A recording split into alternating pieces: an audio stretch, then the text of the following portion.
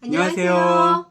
자, 오늘은 어려운 문제를 대하는 법, 그리고 아이가 틀리는 문제들에 대해서 어떻게 부모님이 피드백을 주고 코칭을 할 것인가, 이걸 좀 같이 한번 얘기해 보려고요. 네, 우리 지난 네. 시간에 이어서 구독자분들이 얘기해 주신 걸 통해서 이제 어려운 문제를 대하는 법. 지난 시간에는 우리가 이제 아이들 채점해 줄 때 그 가치관을 좀 바꾸는 거, 문제를 탐구하고 수정하도록 별표는 틀린 것이 아니라 너가 앞으로 이 문제를 극복할 수 있는 가능성의 문제야. 이렇게 이거를 알아가야 되는 중요한 별표야. 그렇죠. 이거 굉장히 중요해요. 왜냐하면 결국 학년이 올라가면 올라갈수록 어려운 문제, 또 한 번에 안 풀리는 문제들이 진짜 많아지거든요. 진짜 많으셨잖아요. 그렇죠?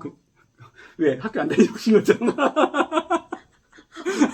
저는 제꼈으니까. 그러니까 잘하신 분들도 그렇잖아. 그렇죠. 그렇죠. 왜냐면 잘한다는 건 어려운 문제를 많이 만난다는 거니까. 그렇죠. 근데 그거를 대하는 자세가 정말 되게 심화의 자세야. 그러니까 기본 자세가 있고 심화의 자세라면. 그러니까 그 말씀 드렸고, 그 말씀에 이어서 이제 우리 어려운 문제를 대하는 법. 그때 그 질문 다시 한번 좀 거기만 읽어줄까요?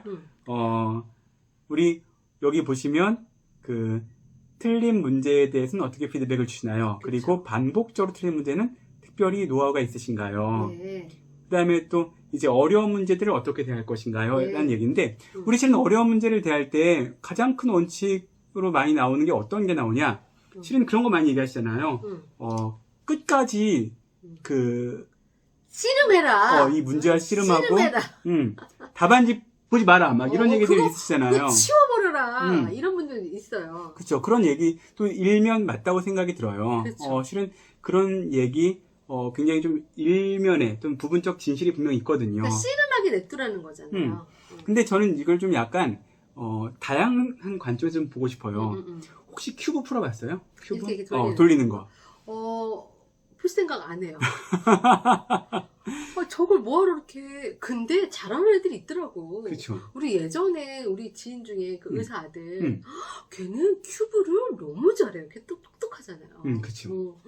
그래서 넌 그렇게 풀고 싶니? 내가 그래서 그러고 와서 집에 오니까 우리 애들도 왠지 그 큐브를 앞에 놔주고 싶어서 놔준 적이 있지. 그치. 웬걸? 막 사주고 막 웬걸? 관심을 안 보여. 관심 안 보여. 근데 큐브 왜 그러냐면 네.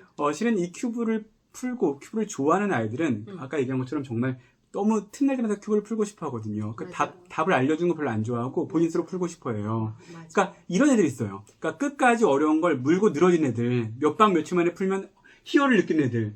그러니까 그런 애들이 있다고요. 네. 그러니까 실은 아까 말했던 것처럼 그런 애들이 있는 거죠. 답을 다 잘라버리고 해답지를 찢어버리고 막 이런 게 도움이 되는 애들은 그런 애들이에요. 문제를 물고 늘어져서 정말 그 문제에 대한 새로운 답을 찾아내는 애들. 케이스 바이 케이스야. 케이스 바이 케이스 중에서 이런 애들은 정말 수학 영재에 해당하는 애들이에요. 그래서 실은 제가 굉장히 친한 수학 원장님이 말하기를 수학 영재의 특징 중에 굉장히 많은 애들이 큐브를 좋아한다라는 얘기를 하더라고요.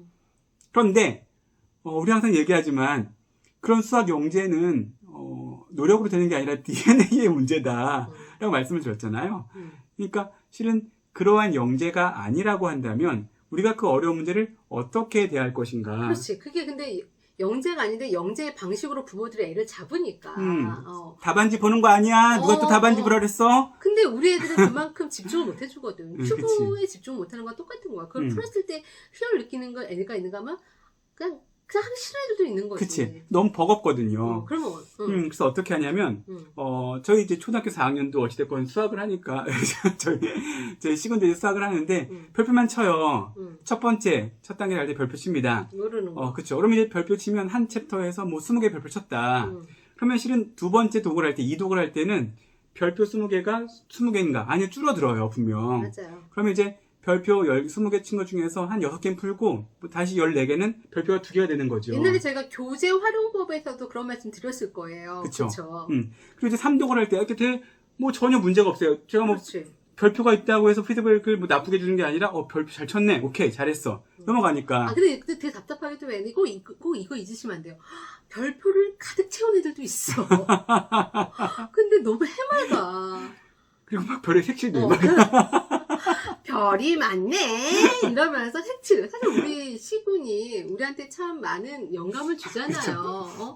이렇게 간혹 이런 말씀, 아우 저 집은 서울대, 아빠가 서울대 이런 말씀들을 간혹 하세요. 이제 보시면. 근데 실은 이 DNA를 밟은 사람도 있고 저도 있잖아요. 그쵸? 저 DNA를. 그래서 저희 시군이 저희한테는 많은 영감을 주는 아들이에요. 걔 별표 그리고 되게 해맑아 하잖아. 그쵸. 근데 이제 그렇게 해서 별표가 계속 줄어가요. 그러니까 별표의 개수는 줄어가지만 분명 별표가 많아진 게 있다고요. 그쵸. 그러면 실은 이제 점점 첫 번째 원리는 뭐냐면 반복할수록 그 별표가 줄어든다. 그렇죠. 별표는 모르는 거. 왜냐면 그 다음에 풀면 나아지죠. 그쵸. 끝까지 보고 나면 이해가 되거든요. 그렇죠. 근데 그럼에도 불구하고 이제 잘 안 되는 문제는 실은 아직까지는 4학년이기 때문에 아직까지는 한 별표 4개째 될 때는 제가 좀 같이 도와줘요. 그쵸. 답안지를 보면서 같이 한번 체크해주고 어떤 걸 이해하고 어떤 걸 이해 못했는가 설명을 좀 해주긴 해요. 그럼 풀었는데 반복해서 걔가 이런 거네요. 반복해서 풀었어요. 두세 번 봤는데도 계속 별표인 거를 봐주시는 거네요. 그쵸. 계속 별표인 거. 그러니까 같이 봐주면서 얘가 뭐가 이해가 안 되는지, 그럼 뭐가 이해가 안 되는지 풀어주면 몇 개만 풀어주면 또 나머지가 또 연쇄적으로 풀릴 때가 있거든요. 그러면 지겹게 매번 부모가 들러붙어 있지 말고 애들도 안 원할 수 있거든요. 많이 원하지 않아요. 그러면 별표했어? 그럼 별표한 거 한번 너가 해설지 봐봐. 그쵸? 한번 보고 다시 한번 이해됐으면 그 다음 별표 풀어보는 거야. 그리고 해설지 이제 이렇게 반납하게 하시고 그 다음에 이제 또 풀어봤어. 근데도 또 별표가 됐어. 그럼 그때는 같이 봐주신다. 그쵸. 그러니까 별표 1개 때는 뭐 크게 신경 안 쓰고요. 별표 한 2개, 3개 때부터 이제 그거는 실은 모르는 거거든, 진짜. 그 문제에 실수가 대해서. 아니라 정말 뭘 모르는지 그걸 보고 도와주는 거거든요. 그렇죠. 네. 그럼 결국 정리하면 무조건 해설지를 못 보게 하는 게 답이 아니라 그런 아이들도 있다. 그쵸. 근데 그럼에도 불구하고 이제 별표로 틀린 문제를 체크하고 그걸 다시 풀어보게 하는데 두세 번 풀어보았음에도 불구하고 얘가 또 별표인 경우에는 그때 부모가 같이 피드백해준다. 성향상 아직 오래 물고 늘어지지 못하는 성격이니까. 근데 이제 반면 저희 B군은 본인이 좀 해결하고 싶어하는 성향이 좀 있거든요. 그쵸. 그래서 지금 B군은 문제를 보다가 틀리면 스스로 인강을 봐요. 인강을 돌려보고 이제 보면서 그 부분에 있어서 이제 어떤 부분을 좀 틀렸는가, 어떤 선생님 말씀 다시 듣고 다시 한번 풀어보기도 하거든요. 그렇죠. 저희는 인강을 되게 잘 활용하는 건 아실 거예요. 네. 그래서 하다가 본인이 답지도 보고 하다가 이해가 안 되면 이제 본인이 하다 이해가 안 되면 저한테 와요. 그러면 이제 이해가 보면 다짜고짜 풀어지지 않고요. 여기 와서 뭘 어떻게 풀었는지 좀 물어봐요. 그러면 분명 이상하게 푼 데가 있거든요. 그러면 거기서 왜 틀렸는지를 다시 한번 짚어줘요. 짚어주고 그 다음에 또 실은 부모님도 보시다 보면 중학생 문제부터 좀 약간 어려운 게 많아요. 같이 봐주기도 어려운 경우가 많지. 네. 그럼 어려운 게 많으면 어떻게 해라? 제가 예전에 이제 초등학생 문제, 그러니까 저를 서울대 보낸 수학의 방법에 대해서 좀 말씀드렸던 적이 있었거든요. 그렇죠. 4단계가 있다. 영상 한번 또 해드릴게요. 어려운 문제를 대하는 방법이 있다. 수학의 문제를 풀어가는 방법. 첫 번째, 여기서 구하라는 게 뭐야?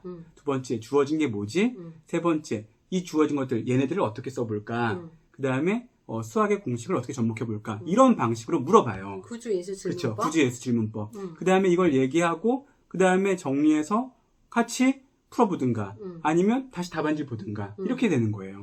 그러니까 문제를 봤을 때, 이렇게 어려운 문제를 대했을 때, 실은 부모님도 모를 수 있다, 모르는 게 많다. 그런데 그럴 때는 이러한 질문법을 같이 활용하시고, 같이 답안지를 우리가 어디서 틀렸는지 답안지를 같이 확인해 보셔라. 같이 보는 거죠. 그렇죠. 그다음에 뭐 할까요? 그다음에 왕별표 하나 치는 거예요. 왕별표. 왕별표 뭐야? 이건 진짜 중요한 문제. 그래서 실은 그러니까 계속 별표가 있는 거잖아요. 그렇죠. 모품 문제가 별표잖아요. 그렇죠. 그러니까 걔가 저한테 올 때에도 한 별표가 2-3개 있어요. 그렇죠. 있는 상태에서 오는데 다시 또 왕별표 쳐주는 거예요. 그래서 걔가 실수로 틀렸으면 왕별표는 아니지만 그러니까 이런 식으로 별표를 통해서 체크해주고 어려운 문제를 같이 넘어가면 훨씬 더 수학이라는 걸 어렵게 생각하지 않는다. 어찌됐건 어려운 문제는 만나기 마련인데 그쵸. 이때 성향을 일단 고려하실 필요가 있다. 무작정 해석집 안 보고 너 몰입해봐, 집중해봐 이렇게 될 문제는 아니다. 수학은 물고 늘어지는 거야. 그래서 매번 그런 봐주는 것도 아니고 일단 본인들이 별표를 친 걸 다시 풀어보게 하고 근데 그 별표가 계속 별표일 때는 이제 부모님이 같이 개입해주자. 그쵸. 그리고 또 이제 고학년 경우에는 인강을 보고 스스로 이해되는데 그렇게도 이제 어려울 때는 와서 구주예수 질문법으로 부모님이 함께 해설집을 봐주면서 같이 그 방법을 찾아보자. 네, 자, 이렇게 이해도 될까요? 맞습니다. 네, 좋습니다.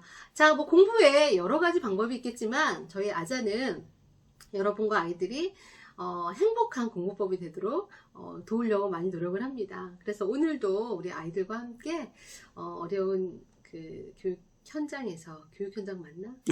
교사님들한테 얘기하는 거야. 우리 가족 현장에서 우리 모두 함께 아자 합시다.